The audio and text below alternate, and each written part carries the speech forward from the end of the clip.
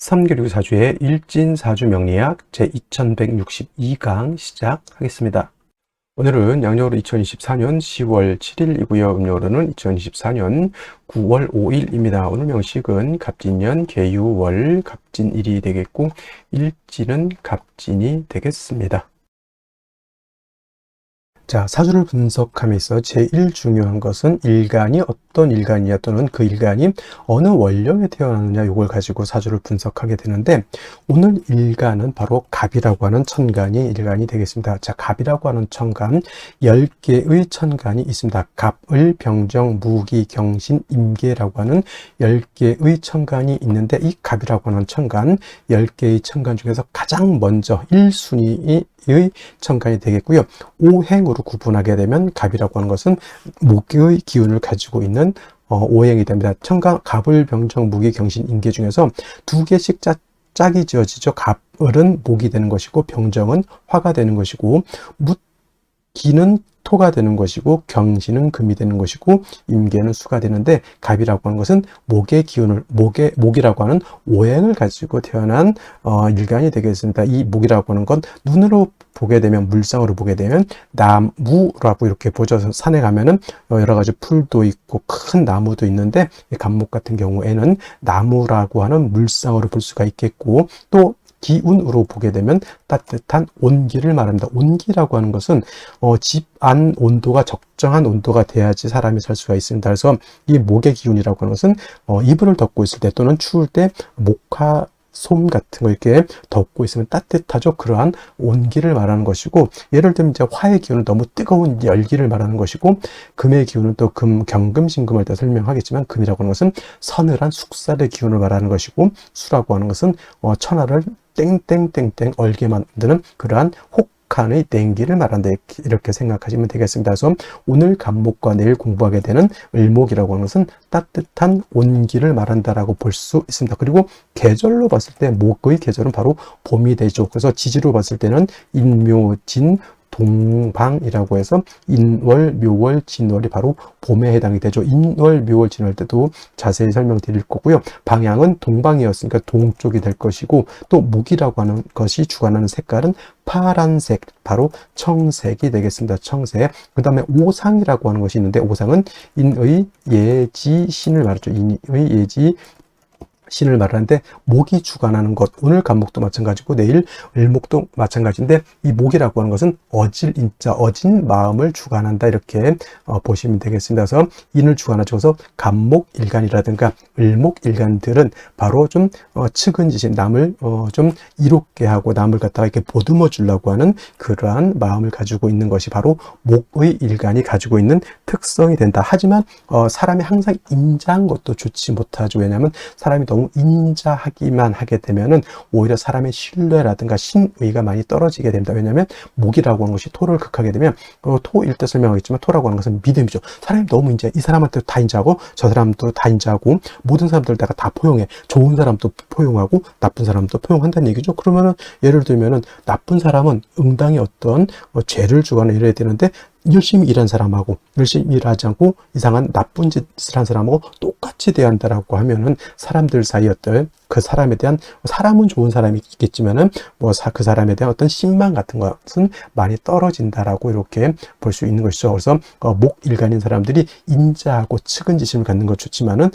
경우에 따라서 이런 것들도 적절하게 분배할 수 있는 그러한 능력을 갖는 것이 필요하겠다라고 하는 점 꼭 기억해 두시고요. 자, 목이라고 하는 것 오행으로 목이라고 하는 것을 다시 음과 양으로 구분해 볼 수가 있습니다. 음과 양으로 구분해 본다라고 하면 이 갑목이라고 하는 것은 양의 기운을 가지고 있는 목이다라고 볼 수 있죠. 양의 기운. 양이라고 하는 것은 쉽게 말하면 음은 좀 동적이고 좀 거칠고 좀 무겁고 밝은 그런 개념이라고 하면 음은 양에 비해서 작고 왜소하고 좀 그러한 개념으로도 볼 수가 있습니다. 그래서 갑목이라고 하는 것이 양목이다라고 하면 반드시 음은 있습니다. 음양이라고 하는 것은 음과 양이라고 하는 것은 항상 같이 붙어 있는 것이기 때문에 양이 없는 음이 없고요. 음이 없는 양이 없습니다. 항상 같이 있게 되죠. 남자 없는 여자 없고요. 여자 없는 남자 없다라고 하는 것과 똑같이 이해하시면 될 것 같고요.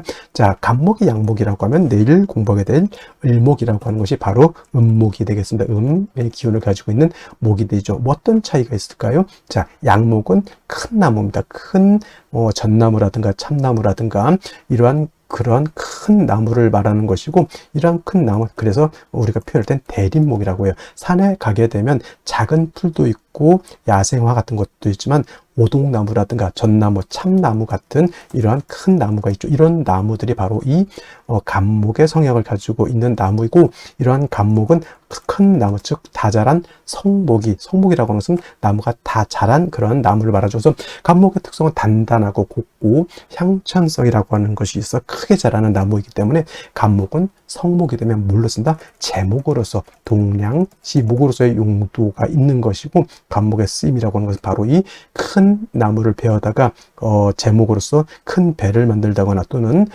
큰 궁궐, 큰 사찰 같은 거, 옛날에는, 지금이 이제 철골 구조를 많이 짓지만 옛날에는 큰 나무로서 거북선도 만들고 여러 가지 큰 건물은 이런 아름드리 큰 나무를 갖다 이렇게 만들었다고 하죠. 그래서 간목이라고 하는 것은 제목으로서 용도가 있게 되는데, 그 간목이 제목으로서의 용도가 있기 위해서는 뭐가 필요하다? 그 나무를 베어내야 되죠. 반드시 경금이라고 하는 톱이라든가 도끼라든가, 요즘 같으면 이제 전기톱 같은 걸로 이해했으면 좋겠습니다. 그래서 경금이 있어야지만 간목을 갖다가 작벌할 수 있고요. 정화가 있다라고 하면 정화가 경금을 단련해야지. 예를 들어서 톱이라든가 도끼 같은 것이 날카로워야 되는데 날카롭지 않고 무디다라고 하면 그걸로 큰 나무를 갖다 재련하기가 깔끔하게 재련할 수가 없죠. 우리 집 목공소라든가 이런데 목재소 같은 데 가게 되면 목수들이 항상 중시 여기는 게 있죠. 연장. 그래서 톱이라든가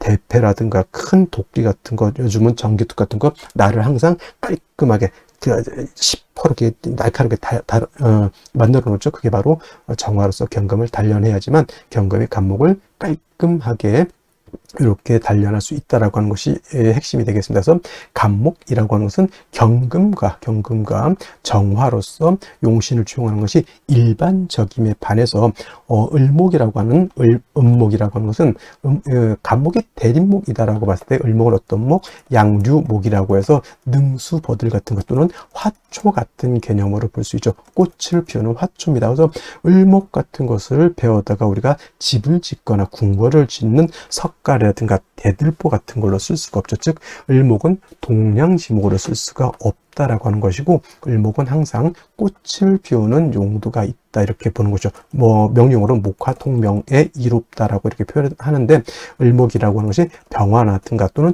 정화 같은 것을 보게 되면 바로 이 목화통명이 돼서 을목이 아름다운 꽃을 피운다라고 이렇게 볼 수가 있는 것이고, 화만 있고 물이 없는 을목 화초는 말라 죽을 수밖에 없죠. 그래서 을목이라고 하는 것은 양화인 병화와 운수인 개수로서 배합을 하는 것이 기본적인 용신 배원법이다. 물론 병화 없을 때 정을 쓸 수 있고요. 을목이 계속 없을 때는 임수 쓸 수 있겠지만은 병화 개수가 가장 좋은 을목의 용신인 것이고, 간목은 말씀드렸던 것처럼 경금과 정화를 취용하는 것이 가장 이상적인 용신 취용법이다. 이것을 기본적으로 일간 간목의 특성을 안 연후에 원령과 대비해서 사주를 어떻게 배합하는 것이냐, 이거를 보면은 되겠습니다. 자, 일간의 특성에 대해서 공부를 했고요. 다음에 월령의 특성에 대해서 알아보도록 하겠습니다. 자, 월령이라고도 이렇게 표현을 하고요. 이 월령이라고 하는 것은 다른 것이 아니라 월주의 지지를 말한다 생각하시면 되겠습니다. 그래서 이 월령이라고도 표현을 하고 또는 월지라고도 표현하고 원이라고도 이렇게 표현하게 되는데, 월령, 월지, 월원이 중요한 이유는 뭐냐면, 이 다른 연지, 월지, 일지, 시지, 네 지지 중에서 유독 이 월지라고 하는 것이 어떤 개념? 계절의 개념을 가지고 있다. 계절이라고 하는 것은 추나 추동을 말하죠. 추나 추동의 개념을 말하는 것인데, 봄, 여름, 가을, 겨울 뭐가 그렇게 중요할까 이렇게 말씀하실 수도 있겠지만은, 이 추나 추동 4계절의 의미 안에는 왕세와 한열의 개념을 가지고 있다. 왕쇠라고 하는 것은 어떤 오행이 왕하냐 약하냐 이거를 보는 것이고요. 한열이라고 하는 것은 이 사주가 추우냐 더우냐를 놓고 보게 되는데, 가령 예를 들자면 해자 축월 같은 경우에는 겨울이죠. 겨울로 봤을 때 한열로 보면 차갑습니까 뜨겁습니까? 굉장히 차갑죠. 그래서 제가 해자 축월 같은 경우 임수 개수 설명할 때 뭐라 그랬습니까? 영하 72도에도 사람이 살린다. 근데 엄청나게 춥기 때문에 반드시 화가 필요하다. 왜냐? 너무 춥기 때문에 이러한 곳에서는 뜨거운 화가 있어서 중화를 시켜줘야 되는 것이고, 그 다음에 해월 자월 같은 경우에는 뭐가 왕의 계절입니까? 예를 들면 수가 왕한 계절이고, 수가 왕하면 왕할수록 한기가 가중되기 때문에 반드시 뭐가 필요하다? 이거를 갖다 조절시켜 줄 수 있는 것이 필요하죠. 수가 왕하니까 예를 들어서 임수가 왕하다 무토로서 제방해야 되고 병화로서 따뜻하게 조어해야 된다라고 하는 그런 이유가 나오는 연유가 뭐냐면 바로 이 왕세와 한열이라고 하는 개념. 그리고 왕세와 한열이라고 하는 것은 반드시 중화를 이루어야지만 된다라고 하는 그런 핵심이 여기에 담겨져 있다서 사주라고 하는 것은 뭐다? 중화된 사주가 굉장히 좋은 사주입니다. 중화된 사주라야지만 부귀영화를 얻을 수 있는 것이고, 중화를 잃게 되면 부귀영화가 아니라 매우 빈한한 그러한 사주가 될 수밖에 없다라고 하는 것이 바로 이 왕세환열을 볼 수 있는 가늠자 역할을 하는 것이 바로 이 월령이라고 하는 것인데, 지금 월은 유월이 되겠죠. 유월. 자, 유월이라고 하는 월령 안에는 뭐 어떤 개념을 가지고 있냐면 절기라고 하는 개념을 가지고 있습니다. 제가 계절할 때 24절기를 말할 때 항상 월이 바뀌는 기준이 있다. 인월에서 묘월로 바뀌는 기준, 묘월에서 진월로 바뀌는 기준이 그냥 양력 1월 1일 또는 음력 1일 날 바뀌는 것이 아니라 매 절기마다 바뀌는 기준이 달리 있다라고 했는데, 자, 유월은 어떤 절기가 있을까요? 6월은 바로 입추가 아니라 백로와 어떤 계절 추분이라고 하는 절기로 이렇게 구분해 볼 수가 있습니다. 그래서 추분이라고 하는 것도 좀 나름대로 의미는 있을 수 있겠지만은 6월의 핵심은 뭐다? 백로가 되어야지만 월이 신월에서 유월로 이렇게 전환이 되는 것이고, 그 다음에 원래는 신유 술월이 자체가 신유술월이 다 가을에 해당이 되지만, 가을에 해당이 되면서 금왕절에 해당이 되지만, 신월은 제가 초가을이라고 했으면 6월은 중추라고 해서 금이 가장 왕성한 시절. 그래서 신월은 금이 어떻다? 임관지가 돼서 왕하고, 유월은 금이 제왕지가 돼서 왕하게 되니 신월과 유월이 12달 중에서 가장 금이 왕한데, 중요한 것은 같은 금왕절이라 하더라도 신월은 지장간이 무토, 임수, 그 다음에 경금이 이렇게 들어가 있고요. 유월 같은 경우에는 지장간이 뭐가 있습니까? 경금과 신금으로 이렇게 들어가 있죠. 그래서 신월 제가 설명할 때는 무토는 있어도 격을 취용하거나 용신을 취용할 때 쓴다 안 쓴다? 안 쓴다라고 했고요. 신월은 오로지 임수 경금만 용신으로 쓸 수 있고 격을 취용할 수 있다 이렇게 말씀을 드렸고, 그다음에 6월 같은 경우는 경금, 신금 다른 불순물이 전혀 없습니다. 신월 같은 경우에는 물도 섞여져 있고요. 또 토도 섞여져 있기 때문에 금이라 하더라도 약간 탁기가 이렇게 서려져 있지만은 6월 같은 경우는 신금, 경금 말이죠. 순수한 금만 들어가 있고, 특히나 6월 같은 경우에는 경금 같은 경우는 신월의 무토와 마찬가지로 용신을 취용하거나 격을 취용할 때 이 경금을 쓰지 않습니다. 6월은 그냥 쉽게 말하면 오로지 맑고 깨끗한 신금만 있다 생각하면 돼요. 경금하고 신금하고 어떤 게 더 깔끔합니까? 경금은 완철금, 금방 땅속에서 캐낸 원철이기 때문에 투박하고 조금은 불순물도 섞여 있다라고 설명을 했는데, 신금은 그야말로 맑고 깨끗한 금반지, 금귀걸이 같은 개념이죠. 도자기 같은 개념, 매우 깨끗합니다. 그래서 같은 금이라 하더라도, 같은 금왕절이라 하더라도 신월보다는 6월에 금이 더 맑고 깨끗하다. 그래서 6월 같은 경우 개수일간이 됐든 임수일간이 됐든 수일간이었을 때 6월에 뭘 하기가 좋다? 금, 백, 수청하기가 좋다라고 하는 이유가 바로 6월에는 불순물이 들어져 있지 않기 때문에 그렇게 볼 수가 있는 것이다 라고 말씀을 드릴 수가 있겠습니다. 단 중요한 것은 신월에는 임수가 있기 때문에 월령수수로 물을 가지고 있지만은 6월 같은 경우에는 순수한 금만 있지, 여러분들 착각해서는 안 된 게 금이 있다고 해서 습하다라고 생각하면 안 돼요. 금만 있으면 금이 있어도 건조해질 수 있거든요. 그래서 신금하고 6월은 신월하고 유월은 차이가 뭐냐면, 신월은 금이 왕하고 숙살기도 있지만 물기가 있어서 조금은 물기, 습한 기운을 가지고 있지만, 유월은 그야말로 청량합니다. 기온은 하강되어 있지만 물기가 없기 때문에 유월은 건조하다라고 하는 개념. 그래서 수를 용신으로 쓸 때 신월 같은 경우에는 임수를 가지고 있지만은 유월은 물이 없기 때문에 개수 또는 임수, 예를 들어서 무토기토가 일간이 신월에 태어났을 때는 원령의 임수를 쓸 수 있지만은 무토기토 같은 경우가, 특히 을목 같은 경우가 6월에 태어났을 때는 물이었기 때문에 반드시 개수가 있어 주어야 하는 이유가 바로, 신월은 임수를 가지고 있고 유월은 수를 가지고 있지 않는다라고 하는 개념에서 그런 것도 잘 살펴봐야 되겠고요.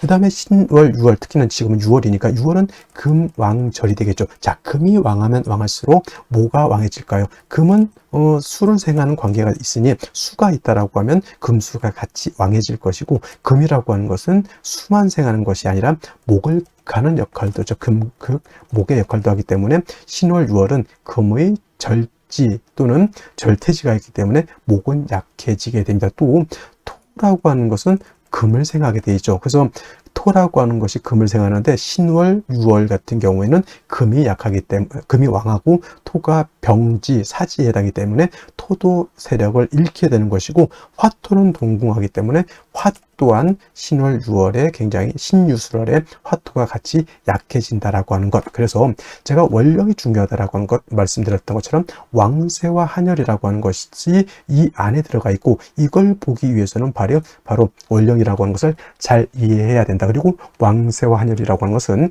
반드시 중화를 이루어야지만 좋은 사주가 될 수 있다라고 하는 것. 그래서 원령을 통해서 최소한 요 정도까지는 여러분들이 기본적으로 유추할 수 있어야지만 뭘 할 수 있다? 사주를 명확하게 분석해낼 수 있다. 이렇게 보시면 되겠습니다.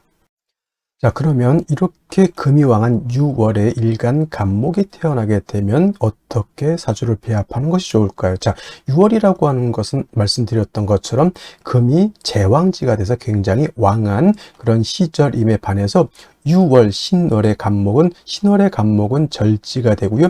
6월의 간목은 태지가 되니까 일간 간목은 매우 신약한 그런 구조가 되죠. 단 간목이라고 하는 것, 제가 설명드렸던 것처럼 간목이라고 하는 것은 다자란 성목이 되게 되면 베어내서 뭘 해야 된다? 제목으로서 써야 되는데, 신월, 6월에는 일간 간목은 약하고 신금, 유금인 금은 굉장히 왕한 시절이 되죠. 그래서 간목 자체가 신유월의 성목으로서 제목을 쓰기 위해서는 일간 자체가 일단 왕해야 된다. 즉 지지로 인묘목이라든가 하다못해 해수 등의 간목 자체가 통근하는 것이 매우 중요하다.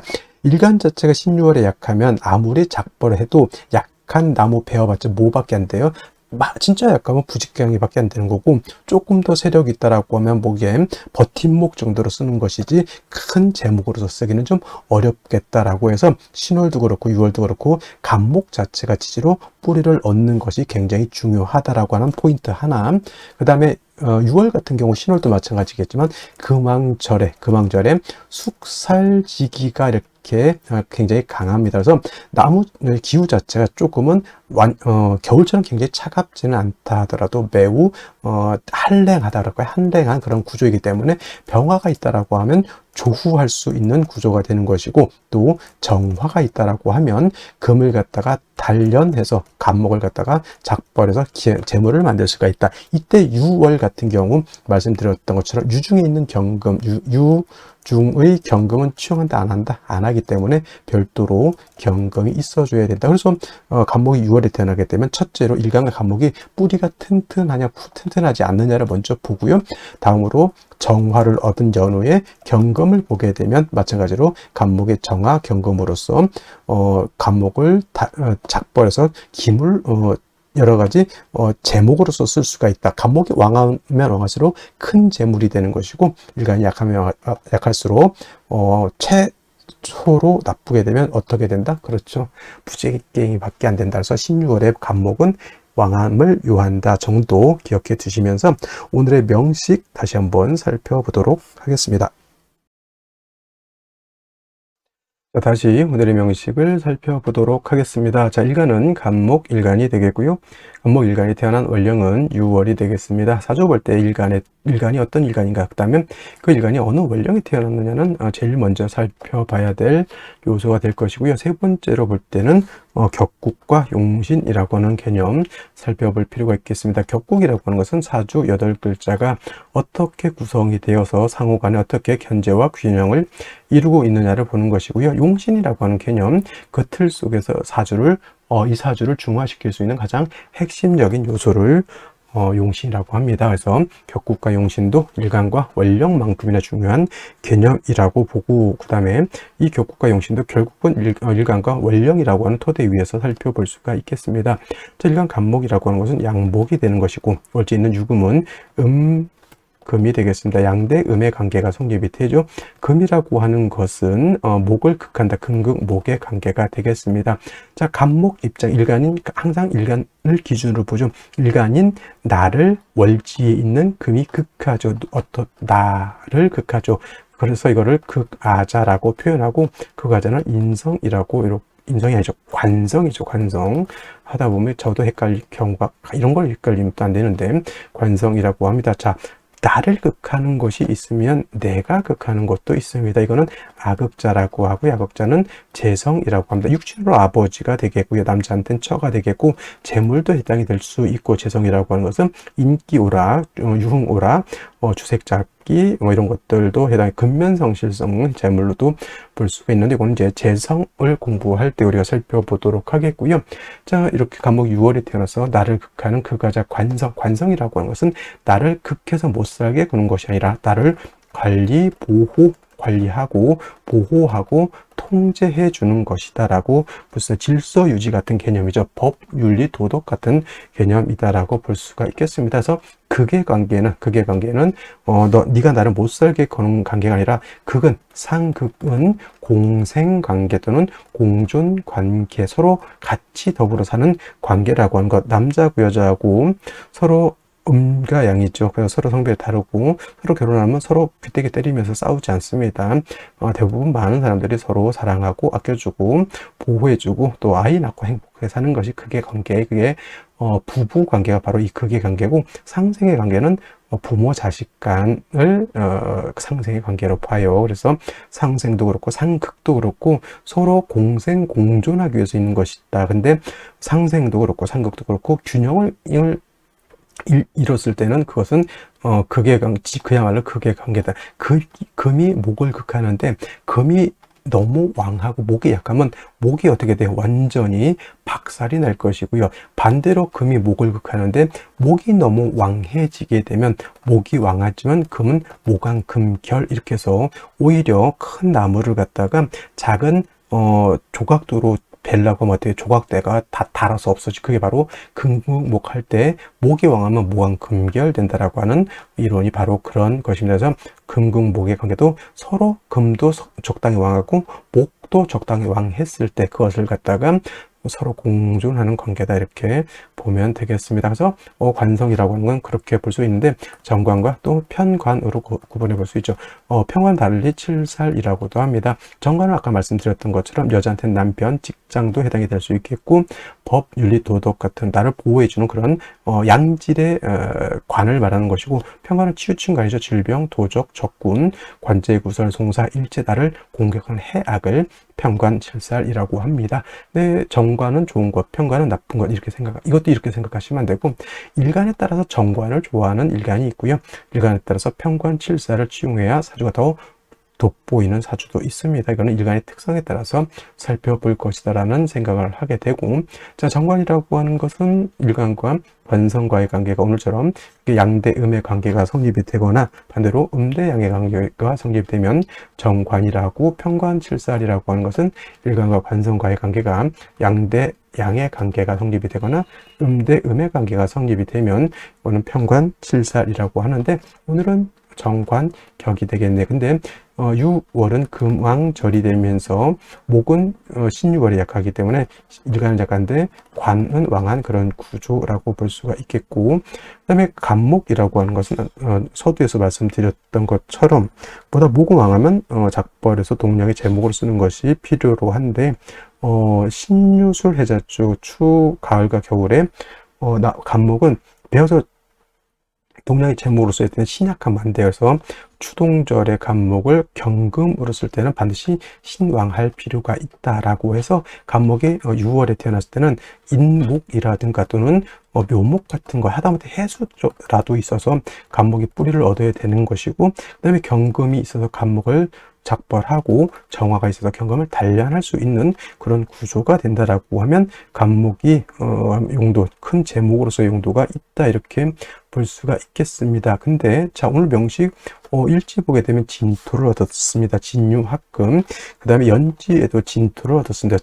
이것도 진유합금이 될 수 있다고 보죠.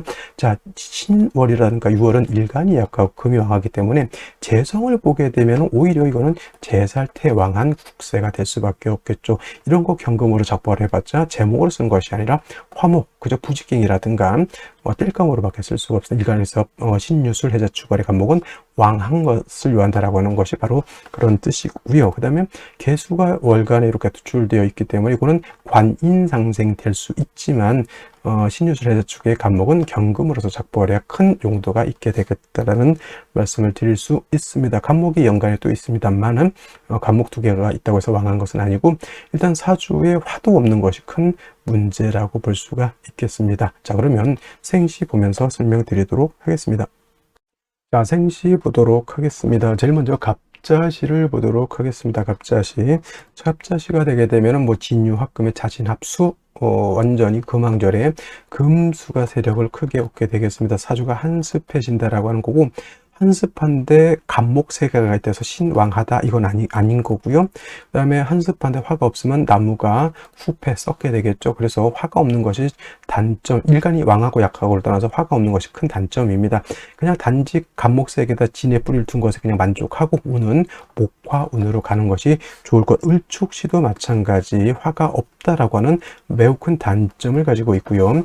병인시 또는 정묘시 이렇게 보게 되면 천간으로 병화, 정화가 투출되어 있습니다. 더욱 좋은 것은 이제 병인시 같은 경우는 인의 뿌리를 둘 수 있고요. 병화가 인의 뿌리를 두죠. 간목도 인의 뿌리를 충분히 둘 수 있기 때문에 이런 구조는 관성이 있다 하더라도, 물론 이제 이런 국세는 경금에서 작벌해서 동량의 제목을 만든다 이런 개념은 이제 없습니다. 단지 금왕절에 개수 있어서 간목에 뿌리를 배양해주고 뿌리 있는 병화가 있어서 따뜻하게 조후한다 이런 개념으로 그냥 보는 것이고, 운은 이거는 목화운도 나쁘지 않아 보이긴 하지만 금수운이 더 좋을 것이다. 특히 여명으로 태어났을 때는 금수운으로 가는 것이 좀 더 좋을 것 같고, 그러면 선생님 병인시하고 정묘시 어떤 게 좋습니까? 저는 정묘시보다는 병인시를 선택하는 것이 좋을 것 같다는 생각 들고요. 그러면 시가 이제 무진시가 되면 아까 말했던 금왕절에 토가 많으면 이건 재살이 왕이지만 약한 간목이 많은 재정과 관성을 감당할 수 없는 문제가 되는 것이고, 기사시 같은 경우는 뭐가 있을까? 그냥 사화를 얻어서 그냥 단지 조우할 수 있다 정도의 의미 밖에 없다. 정제를 얻어서 좋다 이런 개념은 하수들은 그렇게 생각할 수 있겠지만 저는 그렇게 생각하지 않습니다. 저 기토가 간목하고 있으면 서로 연애질을 하느라고 아주 정신이 없습니다. 저렇게. 그다음에 경우시는 6월에 경금이 출되어 있기 때문에 경금으로서 간목을 작벌하고, 본시보다 요거 우중정원에서 경금을 단련해야 되는데 청간에 개수가 있음으로써 망해버렸죠. 개수는 화를 갖다 억제시켜주고 그냥 금생수, 수생목 이렇게 돼버리는 거기 때문에 경금으로서의 어떤 가치는 좀 많이 떨어진다라고 볼 수 있죠. 그래서 차라리 그냥 경호시가 될 바에는 저는 차라리 병인시가 좀 낫지 않을까라는 생각을 한번 봅니다만은, 이것도 이제 대운에 따라서 경금의 이제 활용도가 나올 수는 있습니다만은 그때가 언젠지는 매우 불투명하다라는 생각이 듭니다. 그리고 임신기우시를 보게 되면 임신시 이러시면 또 다시 이제 6월에 진유합금의 신금, 이거 이제 재관이 굉장히 재살이 왕한 그런 사주이죠. 그냥 임계수가 그냥 간목을 생한 뿌리다. 개유시도 마찬가지고요. 그럼 이제 이건 뭐예요? 그냥 일간이 인상의 생을 받았는데 말씀드렸던 것처럼 화가 없으면 사주가 음습해지죠. 간목이 후패 썩는다는 얘기입니다. 운이라도 얼로 빨리 목화 운으로 가는 것이 좋겠다. 이렇게 말씀드릴 수가 있겠습니다. 저는 오늘 같은 경우에는 그냥 저 병인시 정도가 가장 좀 합리적이지 않을까라는 생각을 한번 해보게 되는데, 월요일이고 이건 새벽 시간이기 때문에 이때는 아이를 낳기가 좀 어려울 것 같고요. 그죠? 근데 딱히 뭐 임신 계유시가 되면 화운을 가야 되는데, 화운을 가려면 멀죠. 멀어. 아들이든 딸이든 좀 멉니다. 그래서 그것도 좀 단점인 것 같기도 하고요. 그래서 그냥 가장 합리적인 거, 병인시의 금수운으로 가는 것은 일단은 괜찮고, 만약에 딸로 태어난다라면 뭐 을해시라든가 일단 화도 한 점 정도는 있어줘야 되니, 부득이하게 뭐 경호시 라든가, 차라리 경호시 될 바에는 딸도 병인시를 선택하는 것이, 제가 봤을 때는 딸도 병인시나 을해시를 선택하는 것이 제가 봤을 때 더 타당하다, 이렇게 보여집니다. 자, 오늘 여기까지 설명드리도록 하겠고요. 자, 오늘 이제 10월 7일 요거 이제 계유월의 마지막이고, 다음 내일은 이제 한로 절입 시간입니다. 한로가 되면서부터 계유월에서 어디로 바뀐다? 갑술월로 이렇게 바뀌게 됩니다. 그래서 내일은 간략하게 한로 절입 시간에 맞춰서 월이 바뀐다라고 하는 개념 설명드리고, 그에 맞게 이제 명식이 이제 월이 바뀌는 명식 두 개나죠. 갑진, 계유, 내일 뭐 을사, 그 다음에 갑진, 계유, 갑진, 갑술, 을사라고 하는 명식이 두 가지 이렇게 나눠지게 됩니다. 그건 이제 내일 또 보면서 설명드리도록 하겠고요. 오늘은 여기서 마치도록 하겠습니다. 내일 찾아뵙도록 하겠습니다. 감사합니다.